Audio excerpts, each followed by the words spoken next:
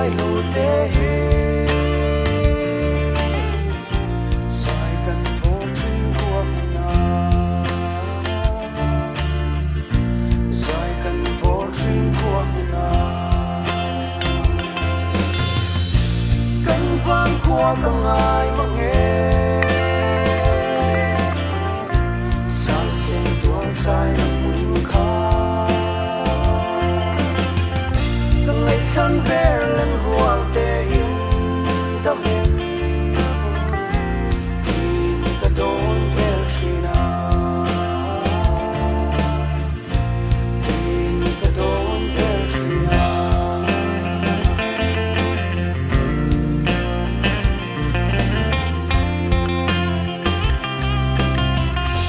cho năm muôn mùa từng ngã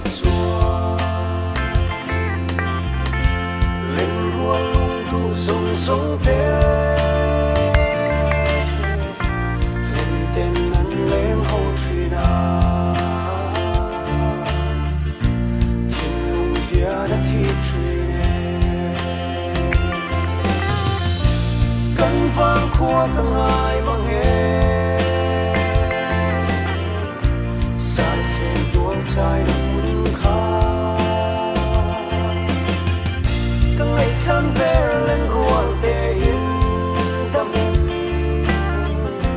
tin cả đồn về china tin cả đồn về china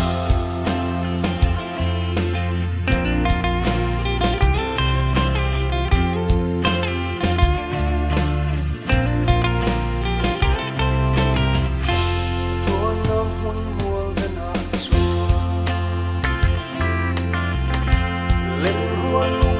sung sung tế linh tên nắn lên hậu truy na